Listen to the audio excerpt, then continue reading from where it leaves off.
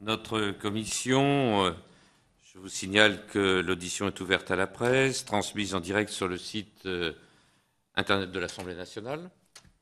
Donc, tout est enregistré, voilà. Que je vous dise un peu dans quelles conditions nous avons été désignés. Nous sommes tous les deux parlementaires de la commission des lois. J'appartiens à la majorité. Monsieur Georges Fenech appartient à l'opposition.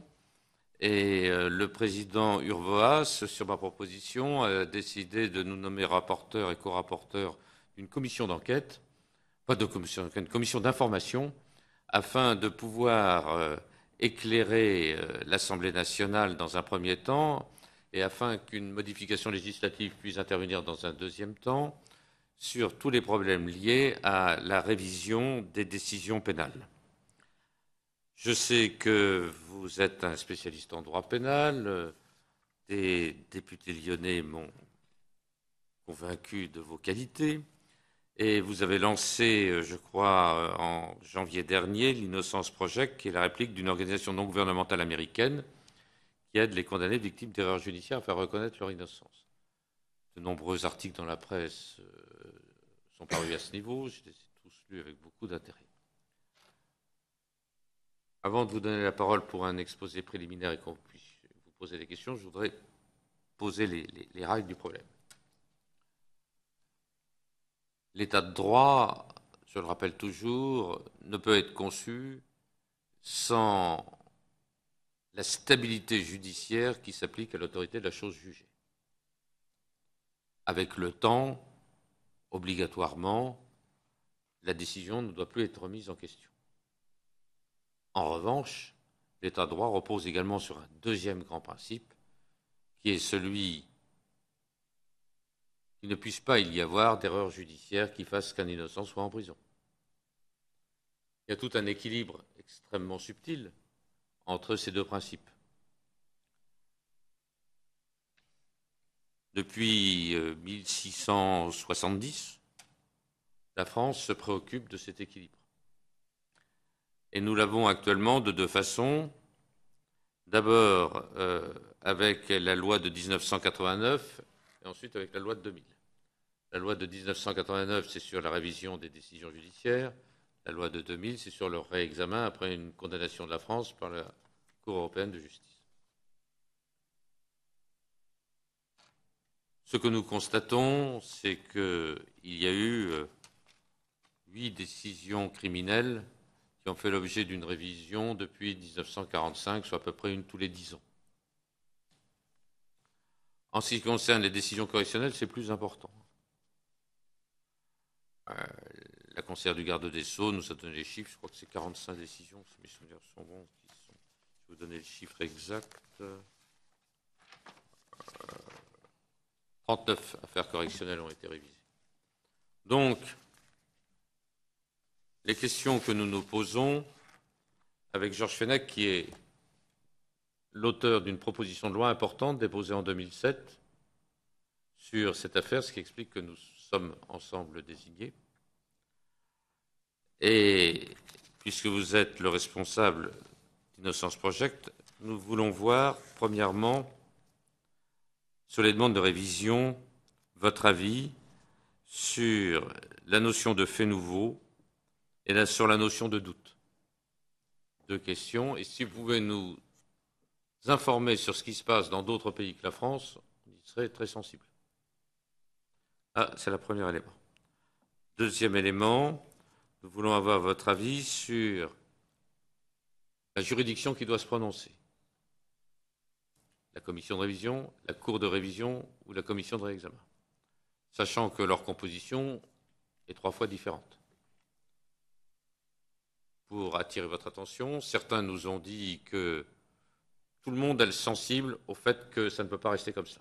En tout cas, qu'il doit y avoir une définition législative de la composition de la Cour, ce qui n'existe pas. Est-ce que ça doit être simplement des magistrats de la chambre criminelle? Est-ce que ça doit être des magistrats de toutes les chambres de la Cour de cassation? Ou bien alors, comme nous l'a proposé Maître Le Borgne, est-ce que cela doit être ouvert à des jurés, en tout cas à des personnels non professionnels de la justice? 3 possibilités. évidemment quelque chose de très important. Troisième élément, en ce qui concerne ce problème de doute,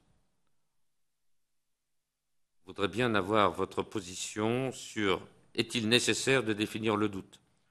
Avant 89, c'était le doute sérieux, maintenant c'est le doute.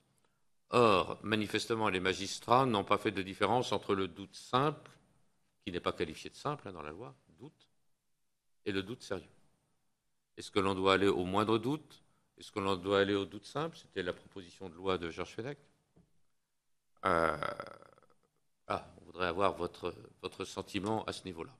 Nous constatons en tout cas que sur les 8 décisions qui ont été rendues, chacune s'est prononcée pour des personnes qui ont pratiquement dû démontrer leur innocence et non pas, globalement, il n'y a pas une personne sur laquelle il y a un doute en liberté, il y a des personnes que parce qu'elles ont été condamnées et que des faits nouveaux ont démontré qu'elles étaient à coup sûr innocentes. Ce n'est pas tout à fait la même chose, bien évidemment. Voilà sur ces premières choses ce que nous vous demandons de réfléchir. Ensuite, sur les commissions de réexamen, on aimerait avoir vraiment votre avis sur la nécessité ou pas de la motivation des décisions des cours d'assises depuis la loi de 2011, applicable simplement depuis 2012, alors même que la France a été condamnée encore à 5 reprises au début de l'année 2013 par la Cour européenne des droits de l'homme pour ce défaut de motivation qui est une atteinte au procès équitable en quelque sorte. Voilà un peu les choses que j'ai voulu vous brosser. Maintenant, je donne la parole à Georges Fenech.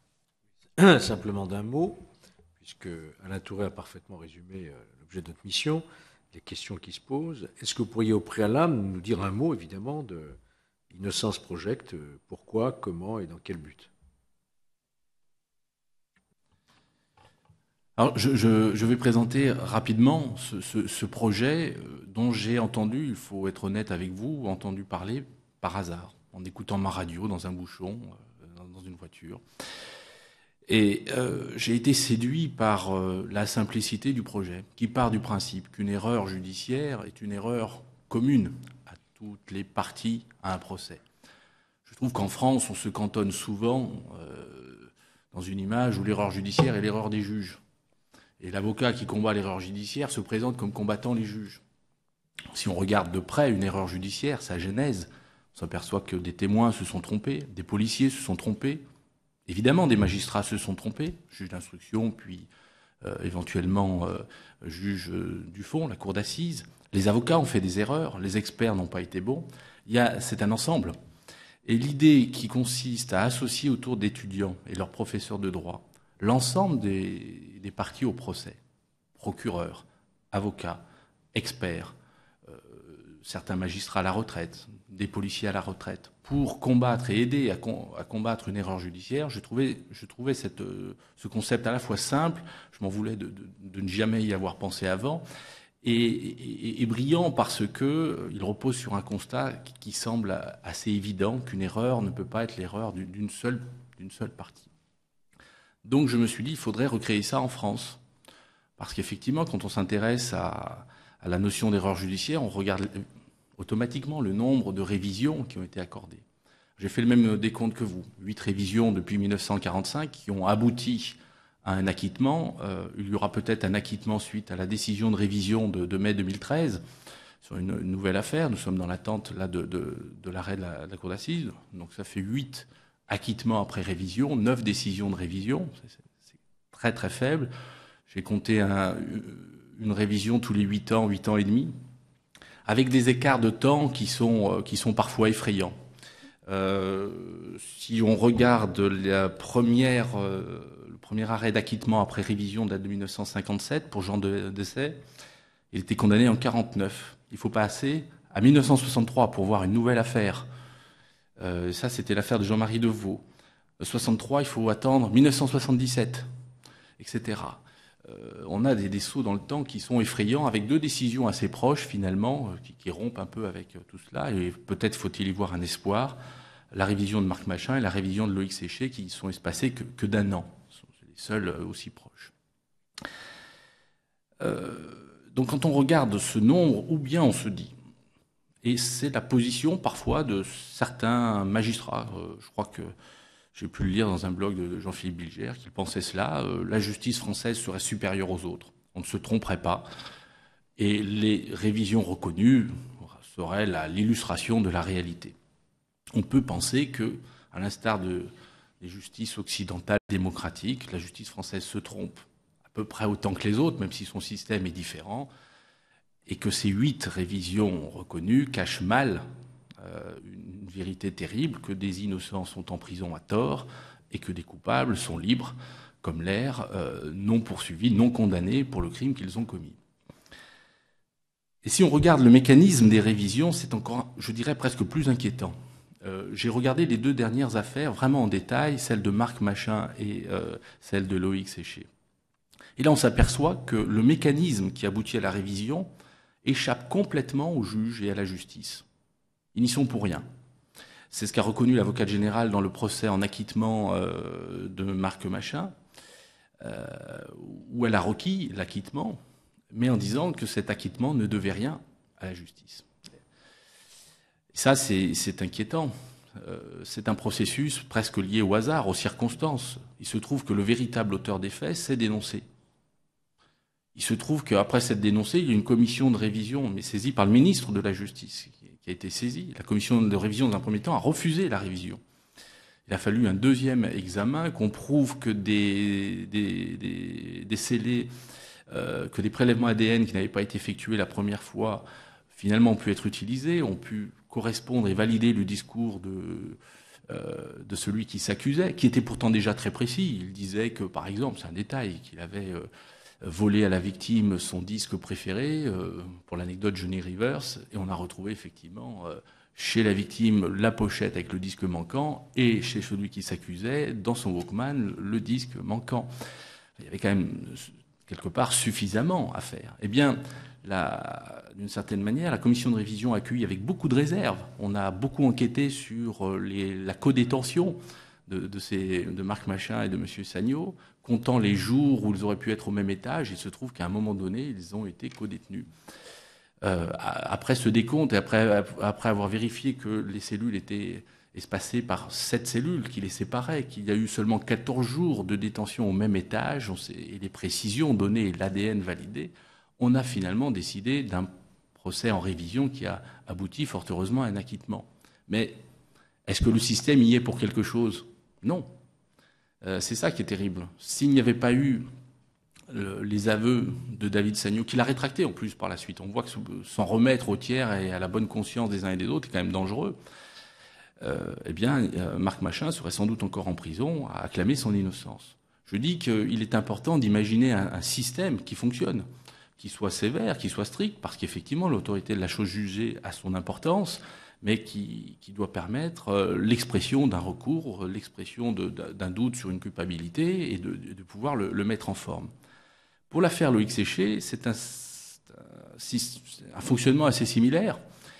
Là, c'est l'accusatrice qui est revenue sur ses aveux, et sans ce retour, sans ces remords, eh bien, là aussi, Loïc Séché, j'imagine, croupirait en prison. Et on voit encore, lorsqu'on lit en détail les révisions, les contenus des décisions de révision, que la commission des révisions a été extrêmement, plus que prudente, presque hostile à cette nouvelle vérité qui lui était amenée. Pour exemple, Loïc Séché a fait l'objet effectivement d'une décision de révision, mais avec maintien en détention, non suspension de la peine. Donc il faut un système, il faut y penser, qui puisse faciliter je dirais, la saisine, et une saisine active. Il faut un 4e recours, ce recours en révision, qui doit être strictement encadré. Il y a l'assouplissement, à mon sens, vertueux, la notion de doute, et puis il y a aussi le système que l'on pourrait mettre en place. Je me dis, à partir de l'exemple de Marc Machin, pourquoi ne pas imaginer que David Sagnaud ne se soit jamais reconnu coupable des faits ? Nous avons une affaire où des prélèvements ADN ont pu être réalisés, parce qu'il s'est dénoncé. On a pu vérifier qu'il n'appartenait pas, ces prélèvements ADN, qu'ils ne correspondaient pas à celui de Marc Machin. On a pu vérifier en revanche qu'il correspondait à celui qui s'accusait finalement des 2 crimes. Mais il faudrait imaginer un système où le requérant, clamant son innocence, condamné définitivement, viendrait dire « Eh bien, je demande à la justice de faire telle et telle vérification ». Le système fonctionne comme cela aux États-Unis. C'est aussi un système quasiment d'innocence prouvée, il faut être assez clair, mais avec une pratique beaucoup plus active. Innocence Project existe depuis 1986 et dénombre, à eux seuls, je dirais, ils ne recouvrent pas l'ensemble des décisions de révision, mais plus de 1000 révisions réussies. Alors c'est à la dimension des États-Unis, mais tout de même, dont 300 ont été réussies grâce à des démonstrations ADN sollicitées au ministère public, qui a fait les vérifications, et ça a ensuite permis la démonstration d'un élément nouveau. Et je me dis qu'on peut aussi voir articuler dans le principe de la saisine d'une commission de révision, il faudrait peut-être penser à modifier la reprise d'instruction pour charge nouvelle, qui est aujourd'hui très restrictive et qui ne permet pas vraiment à quelqu'un qui serait condamné innocent de saisir la justice. Pourquoi je dis cela? Parce que la commission de révision a des pouvoirs d'instruction. Elle s'en sert parfois. Mais le problème, pour qu'elle s'en serve, il faut qu'elle ait déclaré recevable la requête du condamné définitif. Pour la déclarer recevable, il faut la démonstration d'un fait nouveau, qui souvent résulte d'une mesure d'instruction, d'un acte d'enquête. Prélèvement ADN qui n'avait pas été fait, ou alors analyse ADN dont on bénéficierait, qui bénéficierait des progrès liés au temps. On sait aujourd'hui exploiter de l'ADN qui était inexploitable il y a seulement quelques années. Donc, pourquoi ne pas imaginer un système à deux paliers? Désenclaver la notion de reprise d'instruction pour charge nouvelle, pour permettre finalement, dans l'exemple de Marc Machin, à Marc Machin de saisir le procureur de la République et lui dire voilà, il y a peut-être de l'ADN qui n'a pas été prélevé sous les ongles de telle et telle victime. Merci de faire ces recherches, merci de bien vouloir exploiter, de vérifier à qui ça pourrait correspondre, etc. Ce qui n'avait pas été fait dans l'instruction initiale, ce qui a été fait suite aux aveux de David Sagnaud. Eh bien, si on désenclavait ces articles 188 à 190 du Code de procédure pénale, en créant un système où le procureur pourrait être saisi de demandes des parties à faire tel ou tel acte d'enquête, ça peut être des examens qui n'auraient pas été faits, l'utilisation d'une nouvelle technologie qui n'existait pas à l'époque des faits. J'imagine, en disant cela, je fais plutôt référence non seulement à l'ADN, mais aussi à toute la notion sur la datation des décès qui a fait l'objet de multiples, je dirais, développements technologiques. Certaines sciences aujourd'hui qui étaient utilisées hier ne sont plus reconnues et on s'est aperçu qu'on s'était trompé. Procès d'assises, un expert est venu dire oui, le moyen que j'ai utilisé, en fait, ça ne marche pas. On s'en est aperçu avec retard. En revanche, aujourd'hui, on utilise tel et tel procédé chimique plus fiable, etc. Et la notion de fait nouveau, ça pourrait être aussi simplement le temps qui passe. Il faut être plus ouvert. Le prélèvement ADN pourrait être effectué ab initio, dès le départ, par les juges d'instruction. Il serait inexploitable au moment où la personne fait l'objet de l'instruction puis de sa condamnation. Il proteste de son innocence 5 à 6 ans plus tard. Eh bien, la science a évolué, s'améliore. Et on pourrait alors avoir la démonstration que l'ADN correspondrait à quelqu'un d'autre, de quelqu'un peut-être fiché, etc. Et ensuite, on aurait là un élément nouveau qui pourrait être soumis à la commission de révision, qui, elle, pourra utiliser ses moyens d'instruction, d'enquête, etc., ou pas. Hein. Oui. C'est quelque chose qui nous interpelle fortement. Effectivement, il y a d'un côté l'élément inconnu et de l'autre côté le fait nouveau. Fait nouveau ou élément inconnu de la juridiction. Est-ce que, selon vous, le seul fait qu'il n'y ait pas eu recours à l'ADN pourrait être considéré à partir de ce moment-là comme un élément nouveau étant susceptible de plein droit de saisir la Cour? Voilà, on peut imaginer de créer ça sur le second niveau, ou même d'imaginer qu'on puisse rapporter la preuve que la science a évolué sur tel ou tel point. L'élément en soi n'est pas nouveau, le prélèvement est là, mais on ne savait pas l'exploiter en 1995, nous sommes en 2013, on sait faire. Des experts nous disent ça, nous pouvons le faire. Il faudrait imaginer que ça puisse être soumis à l'examen de la justice.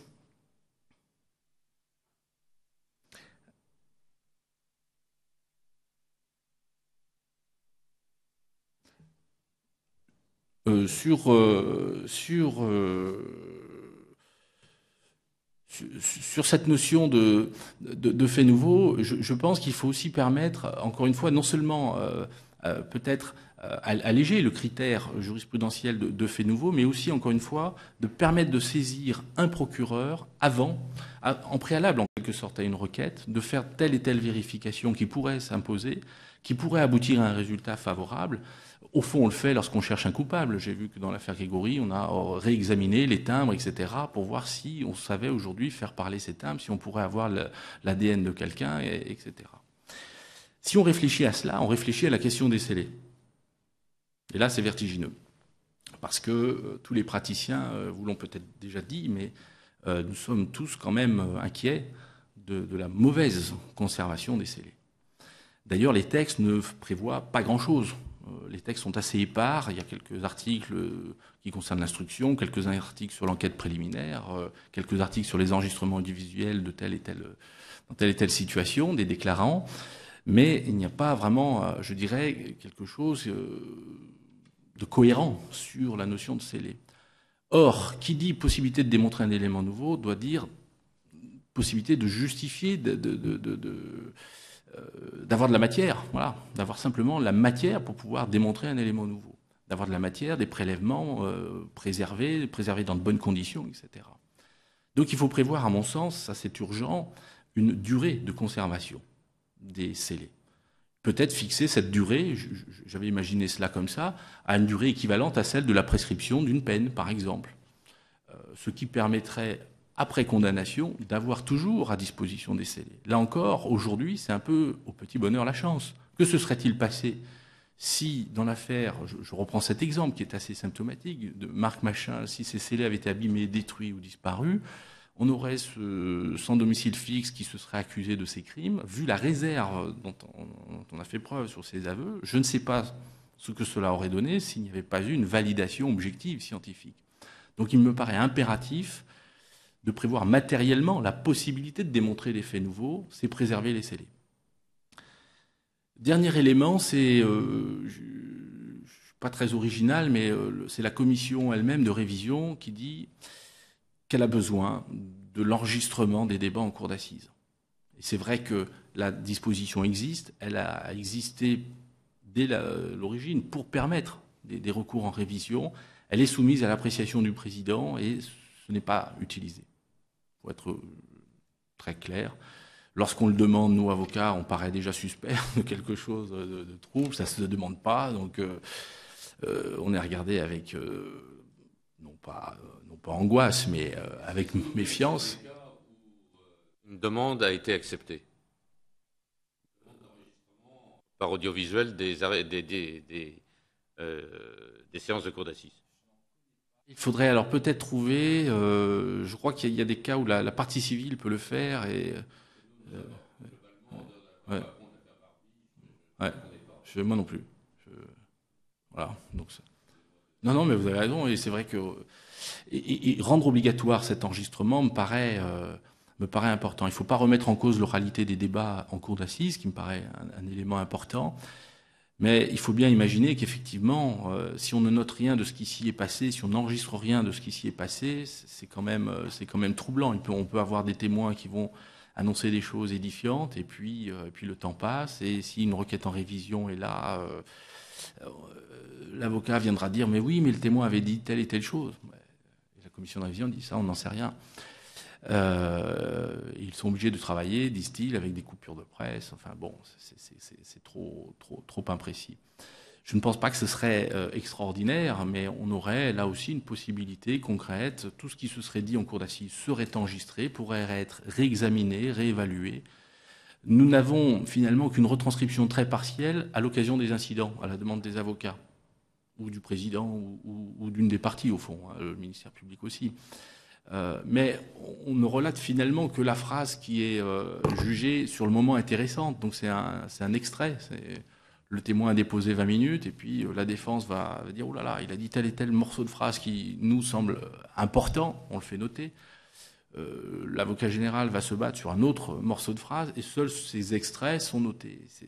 Ça ne permet pas de rendre compte d'une vérité qui se dit en témoignage. Donc je me dis qu'avec une articulation, en modifiant les articles 188 à 190 pour permettre à un requérant de solliciter une rouverture de l'instruction ou de soumettre au procureur de la République des examens de scellés dans une affaire judiciaire, y compris celles qui ne seraient pas, qui ne le concerneraient pas directement, puisque dans le cadre de Marc Machin, c'était 2 affaires distinctes.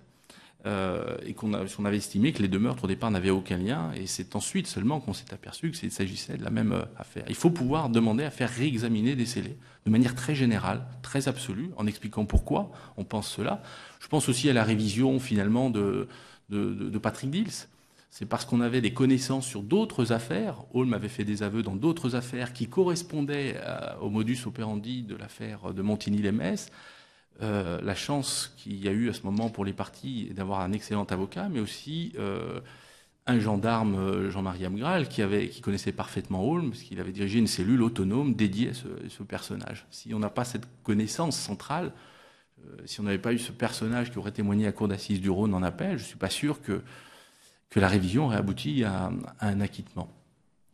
Et donc, le deuxième niveau, moi, comme je vous disais, qui me paraît essentiel, c'est cette conservation des scellés qu'il faut prévoir sur des durées longues et dans de bonnes conditions, en prévoyant exactement pourquoi. Alors, là où je pense qu'il y a urgence, c'est que si on regarde les textes, on a des textes éparpillés dans le Code de procédure pénale qui ne disent pas comment les scellés doivent être conservés, quand, de quelle manière, pour quelle durée.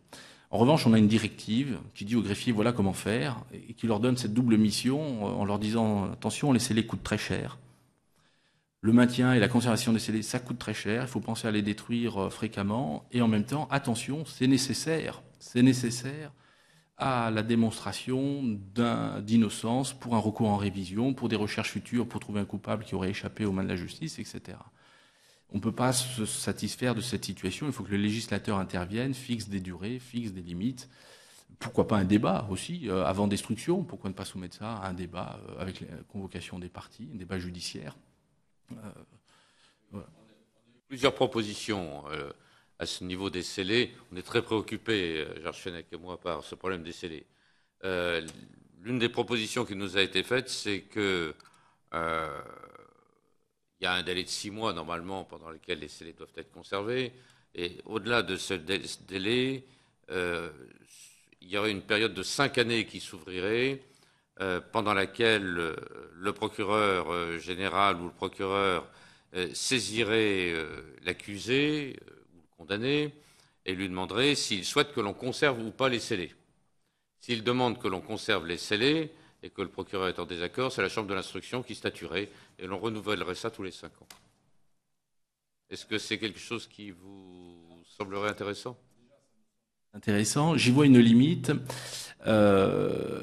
Méfions-nous des affaires instrumentalisées. Elles sont rares, mais elles existent. J'ai dû défendre quelqu'un qui s'accusait alors que ce n'était pas lui, au criminel, et qui visiblement protégeait quelqu'un d'autre. Ce n'était pas la conviction du seul avocat. L'avocat de la partie civile le pensait, les policiers de la PJ aussi. Et du coup, on pourrait imaginer des pressions faites sur celui qui s'accuse à tort pour dire oui, je suis d'accord qu'on détruise les scellés et pour la plus grande protection de celui qui aurait vraiment commis les faits. Et je me disais peut-être la manière la plus sûre, parce qu'au départ, moi j'avais imaginé de quelque chose qui on lirait la conservation des scellés à la notion d'affaire contestée ou pas. Culpabilité contestée, on conserverait les scellés, pas contestée, Mais je me dis que c'est peut-être plus sage et plus prudent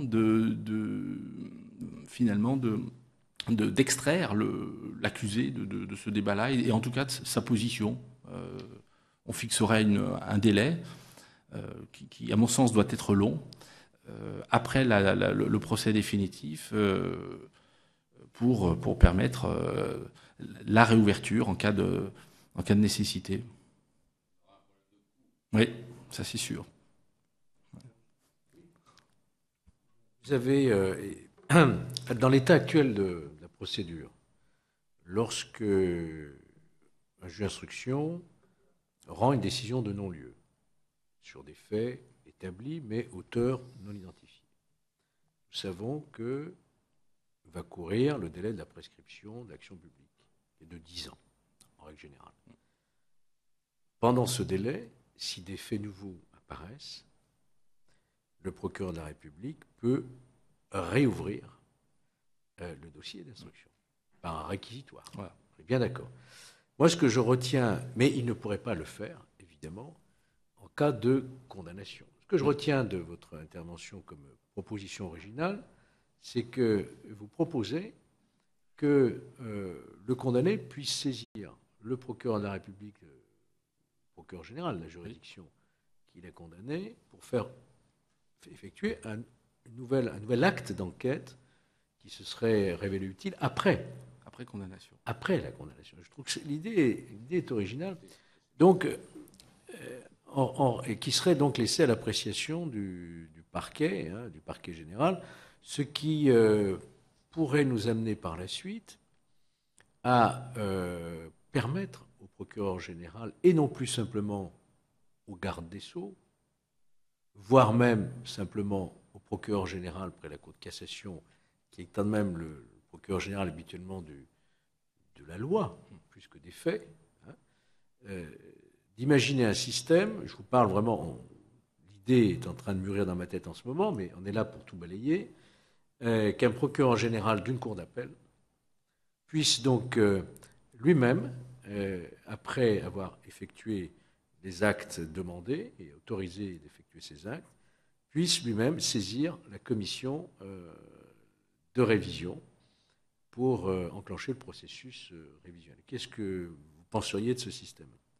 C'est exactement ce à quoi j'imaginais. Je trouve qu'il faut... si on regarde le système américain, ce sont beaucoup des révisions obtenues avec, en préalable, avant en fait finalement le soutien de la révision, des actes d'enquête, alors qui sont laissés aux États-Unis...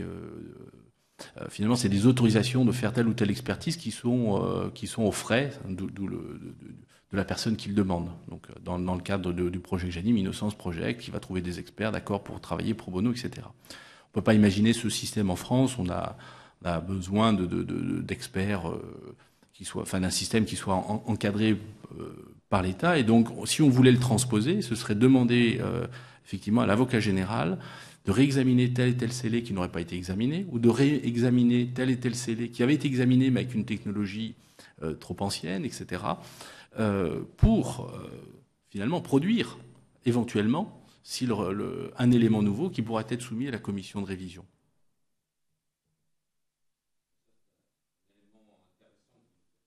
Qui ne vous avait pas encore été soumis. Et pour ce qui concerne alors la procédure actuelle, vous n'avez pas le sentiment, enfin, je ne vais pas anticiper sur votre réponse, que finalement la commission de révision et la cour de révision, qui ne juge pas, sauf pour les procès posthumes, c'est deux filtres en réalité. C'est deux filtres. Deux filtres avant qu'un procès puisse se tenir à nouveau, un procès en révision. Est-ce qu'il n'y a pas un filtre de trop ? Avec vous. Je comprends mal ce filtre intermédiaire de la cour de révision. Soit c'est la commission de révision, on pourrait imaginer d'ailleurs une commission, ça répond à votre question, notamment sur le réexamen. Il faut une entité définie juridiquement par la loi et qui statue sur les demandes de réexamen et de révision.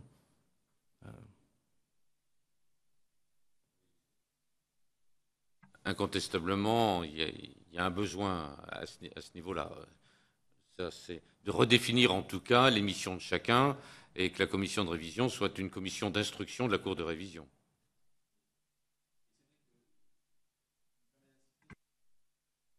Pouvoir trouver un système qui permette aux requérants d'amener de la matière première concrète à la commission de révision. Quand on voit le nombre de demandes, il y en a plus de 125 par an de requêtes soumises à la commission de révision, pour une ou deux décisions d'acceptation, quasiment tout le reste est des décisions d'irrecevabilité, faute de démonstration d'éléments nouveaux. Le système tourne en rond. La commission de révision actuellement, qui pourrait aider à trouver des éléments nouveaux, parce qu'elle a des pouvoirs d'instruction, est soumise par la loi à un filtre et peut-être l'applique, à mon avis, en plus, de manière trop restrictive. La loi devrait lui permettre plus que sa pratique actuelle le démontre. Et donc, il faut pouvoir amener quelque part un dossier construit à la commission de révision et donc la possibilité de saisir l'avocat général. Alors, pourquoi l'avocat général ? Il se trouve que je peux témoigner de ce que j'ai appris du projet américain. Les procureurs ont été, comme en France, très réticents au départ, évidemment. Remettre en cause une autorité de choses jugées, une vérité judiciaire, c'est vécu douloureusement, particulièrement dans un pays qui pratique la peine de mort. C'est paradoxal, mais je crois que ça s'explique humainement assez bien. Plus l'erreur a des conséquences dramatiques, plus elle est dure à reconnaître. Et la pratique aidant, les affaires se succédant aux affaires, les révisions entraînant d'autres révisions, une mécanique s'est mise en place et des statistiques.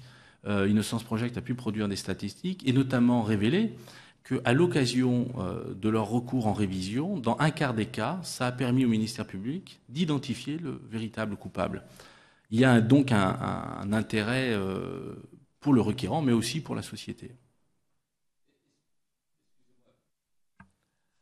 Si mes souvenirs sont bons, j'avais lu toute une statistique sur les condamnations à mort aux États-Unis et sur les remises en cause susceptibles d'être intervenues après la découverte de l'ADN. Et le pourcentage était très important de décisions susceptibles d'être remises en cause. Est-ce que vous pouvez me confirmer ça sur des condamnations exécutées de peine de mort?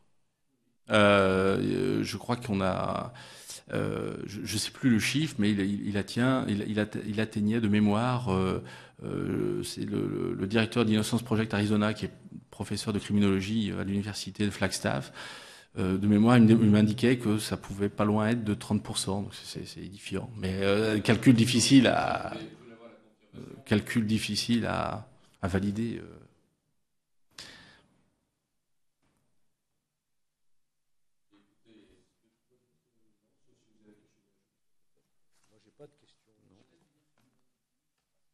Il ne s'agit pas forcément d'amener une critique de notre système judiciaire. Je me suis aperçu en faisant venir les deux directeurs d'Innocence Project, Arizona et Idaho, qu'ils étaient par exemple épatés, vraiment c'est le mot, par le fait que nous organisions des procès criminels pour tout le monde, pas ce filtre du plaidé coupable, et que nous avions un droit d'appel pour tout le monde. Vraiment, il ne s'agit pas de s'auto-flageller, de dire que le système judiciaire français est par essence mauvais, mais vraiment il y a une insatisfaction totale sur cette absence réelle de recours en révision possible et que grâce à vous, on va pouvoir peut-être voir évoluer.